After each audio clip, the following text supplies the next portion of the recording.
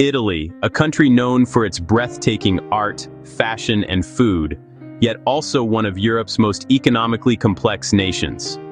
How can a place that gave the world Ferrari, Gucci, and Michelangelo also struggle with one of the highest debt levels in the developed world? Today, we're breaking down the real story behind Italy's economy and government, how they work, where they clash, and what the future might look like for one of Europe's oldest, yet most fascinating powers. Stick around till the end, because what's coming might just change how you see Italy forever. And hey, if you're watching this from Italy, drop an Italian flag in the comments to let us know you're here. Section 1. The Economic Heavyweight. Italy is often underestimated, but in reality, it's a giant of the global economy. It ranks among the top 10 economies in the world and the third largest in the Eurozone, right behind Germany and France. This small boot-shaped peninsula produces luxury, design, and machinery that travel the world, from Milan's fashion runways to Modena's roaring car factories. Its industrial backbone stretches across the northern regions, places like Lombardy, Veneto, and Emilia-Romagna, where small and medium-sized enterprises, or SMEs, power the country's manufacturing might. Italy's economic identity is fascinating because it's both ancient and modern. It's built on centuries of craftsmanship and tradition, yet deeply connected to global trade networks. And if you think Italy is only about art and pizza, think again. It's a manufacturing powerhouse, exporting high-end machinery, vehicles, and chemical products worth hundreds of billions each year. But beneath those impressive figures, there's a quiet problem brewing, one that's been shaping the country's destiny for decades. And it begins with growth, or the lack of it. Section 2. The growth problem. Here's a surprising fact. Italy's economy has barely grown in the last 20 years. Yes, despite its size, the country's GDP growth rate has often hovered around 0 to 1%. In 2024, it rose only about 0.7%, modest progress that still lags behind most EU peers. Why? One reason is productivity. Italian businesses are creative and high quality, but often small scale. Many lack the innovation or digital infrastructure needed to compete globally. Another major issue? Public debt. Italy's debt to GDP ratio sits above 135%, one of the highest in Europe. That means for every euro the country produces, it owes more than €1.33.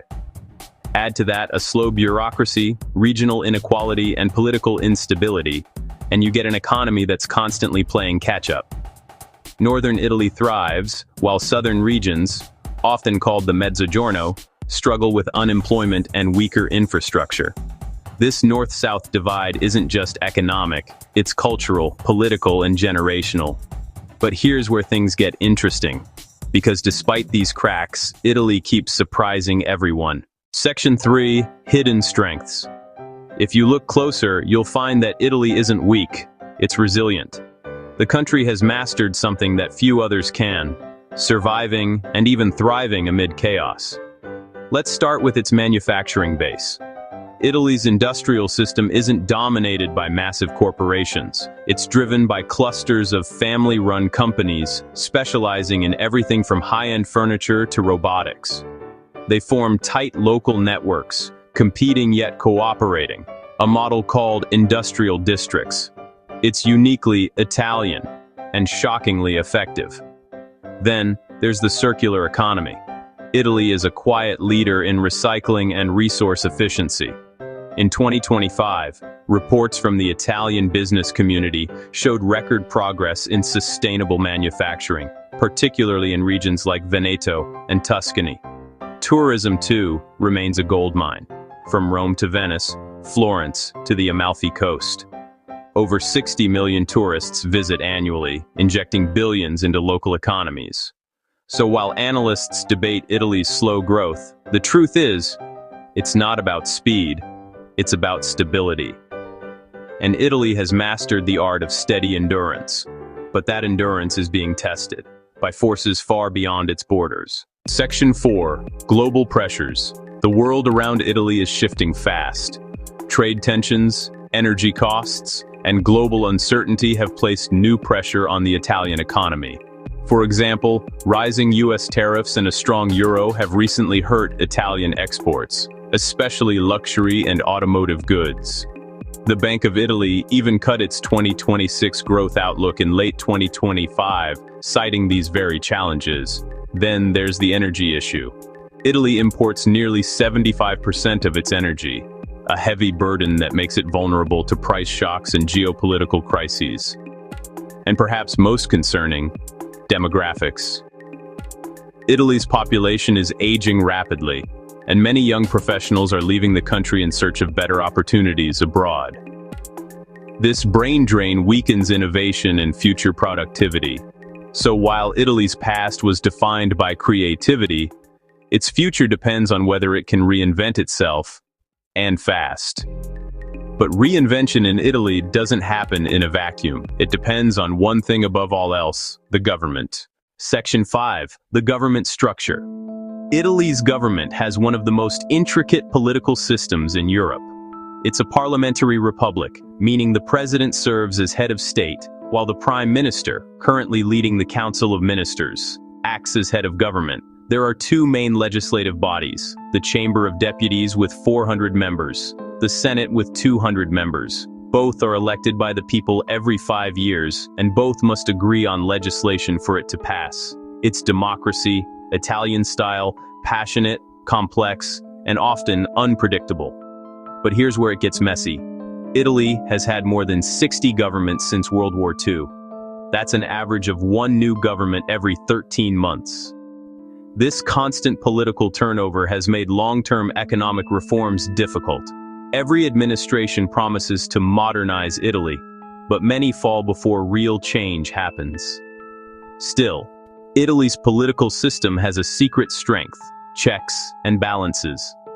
The constitution prevents any single group from gaining too much control, a lesson learned from the country's tumultuous history. However, the same system that prevents abuse can also slow down progress. That's the Italian paradox in a nutshell.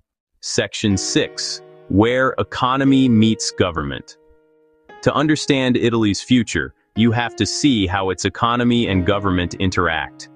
Fiscal policy, taxes, spending, and debt management is tightly linked to the EU's rules.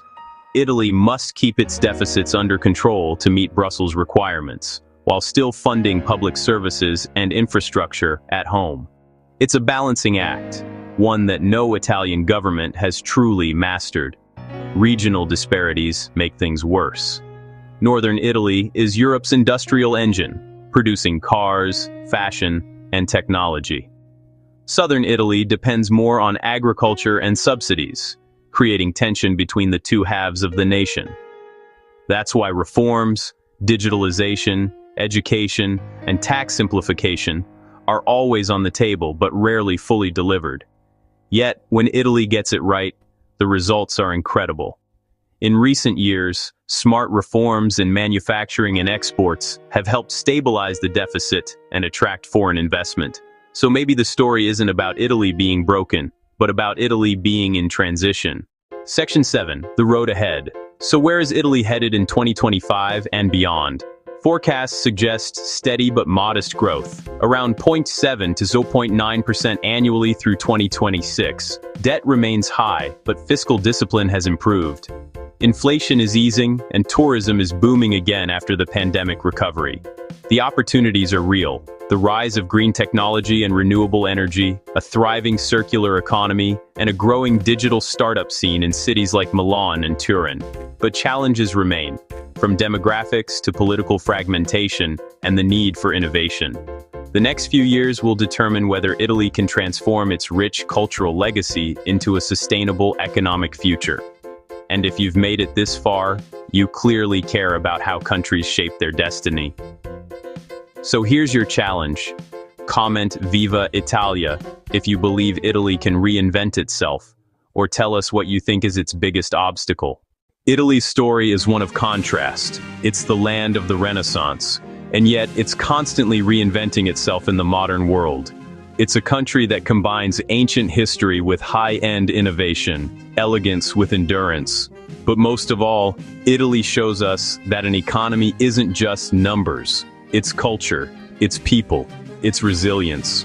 So the next time you see a Made in Italy label, remember behind that brand lies a nation that's been fighting to balance art and economics for centuries.